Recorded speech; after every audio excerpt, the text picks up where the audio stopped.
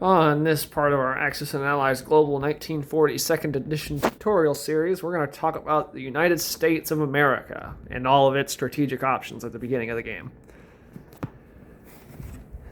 So, as the United States, you're one of the 5 major powers, and you're the one that does a lot of the tipping of the scales, or at least you can. You're going to have tons of money out the wazoo, especially from your national objectives. You're going to be making 70 to 80 IPCs once you're in the war. But that's the problem. Once you're in the war, whenever you're going to play this game, give the United States to your most patient player, because you might not get to do anything fun for several hours before the game starts. But that's okay, you know. If you have someone coming late, have them be the U.S. So they're not really missing out on much, you know? But anyway, as the United States, it falls on you effectively to decide if you want to go Europe first, taking on Germany and Italy, or if you want to go Pacific first and taking on Japan. Sure, the other allied powers are going to coordinate with you, and they might have their own opinions, but you just have so much money that you're going to be able to tip the scale in either theater. And both of them have their merits, you know? It is fair to assume whatever option you decide is just going to depend on your game, you know? If the Axis are really winning in Europe, the Allies might decide, all right, the U.S. has to come in here to try to slow them down, giving Japan a free hand over there. Or if the Axis are struggling in Europe, send the U.S. in to dealing the finishing blow, you know? Same thing with Japan. If they're struggling, you can crush them. If they're winning big, you can send them over there to kind of handicap them a little bit and slow them down. Now, the U.S., yes, you do have tons of money, but you don't have so much money that you can do everything on both sides of the board all at once. You still have to pick and choose. And even though I said you need to focus on one side or the other, that doesn't mean you need to totally ignore the other one. Like, if you're focusing on Japan, I would still be using your transport over here to move units around, you know? I would want my American units on this half of the board to act as, like, an extra bit of defense for various territories. Or if I was talking about the Pacific, if I was focusing in Europe, I would still want to build a few ships just to, I don't know, protect Australia, harass the Japanese, things like that. Maybe some strategic bombers that you could send into China to bomb Japan from there. Like, you should never leave either side of the board unattended, even though you're focusing in a particular spot.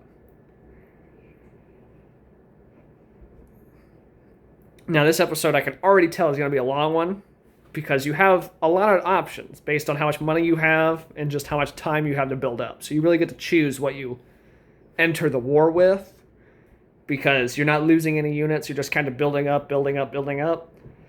Whereas everyone else, they're kind of just bound to what they have at the start. So we're going to discuss Pacific options first. So if you were focusing on Japan, if you wanted to defeat Japan first,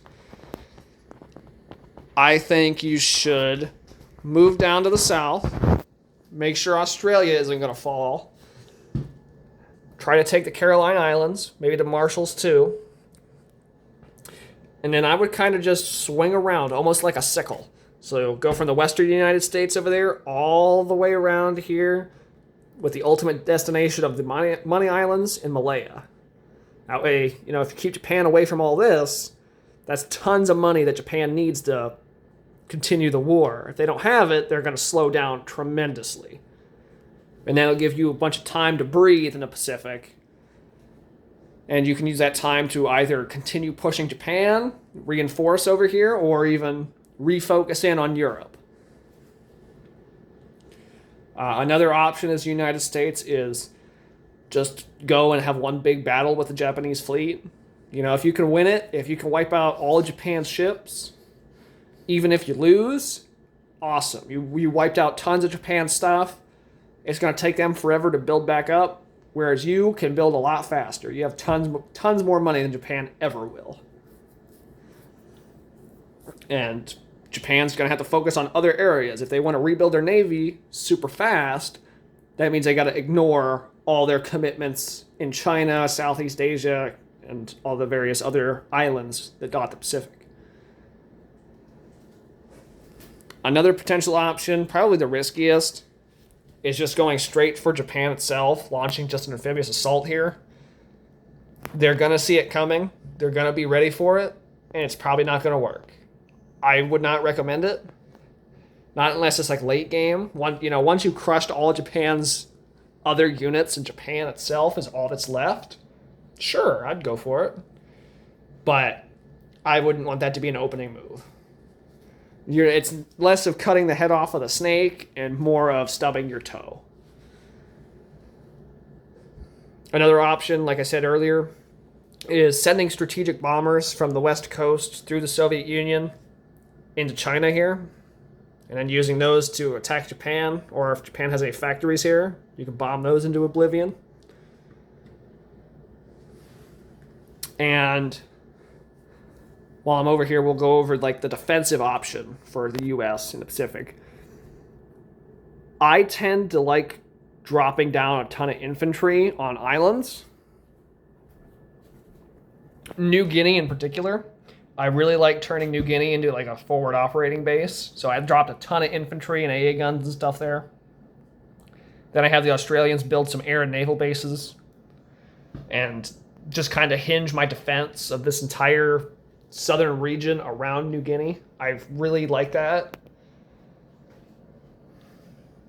But that, I wouldn't say, is all of your major options in the Pacific.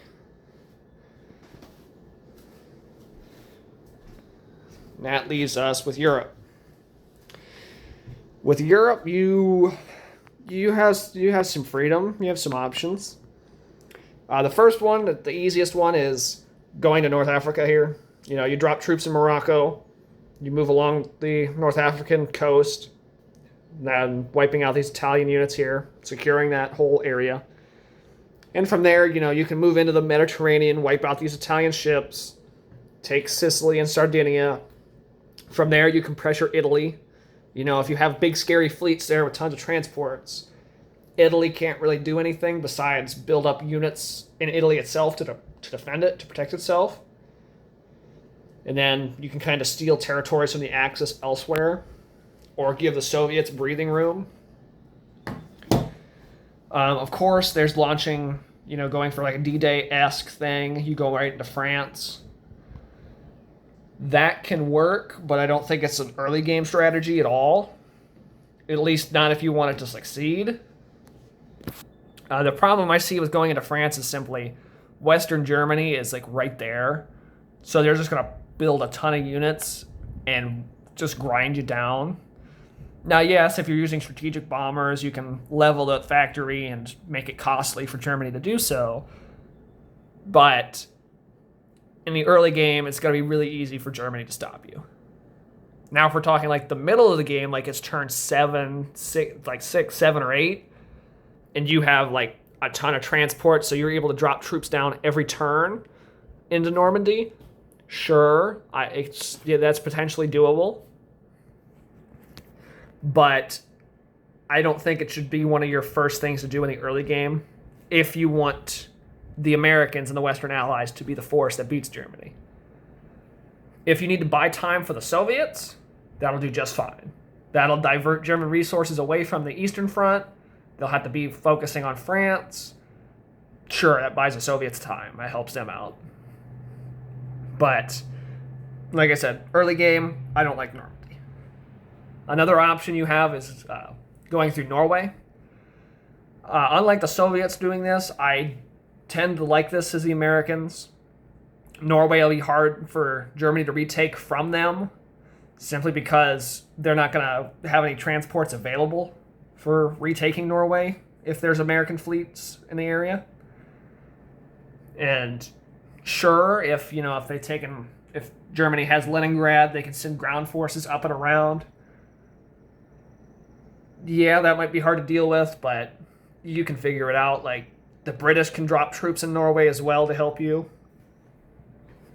And again, that's diverting troops from the Eastern Front, which is super beneficial for the Soviets.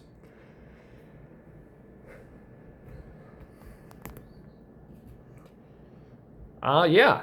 I think that's the majority of the United States' options, at least broadly. I'm not going to get into specifics of, should you be building this unit or that unit or whatnot. As the United States, it really just depends on what you need. You know, I would always want a lot of ships. I would probably want a lot of planes. Probably quite a few strategic bombers, actually. The United States, I think, really likes those, as I talked about in my strategic bomber episode. Strategic bombers in this game are just really good. But I'd hesitate on building certain other units, like mechanized infantry. I might take it easy on artillery as well, depending on what I need. But yeah, as the United States, you need to focus, get the Allies focused on going either Europe or Pacific first, and, how exactly you want to go about that. I see the United States as kind of being the one that brings the Allies to the table to discuss overall strategy.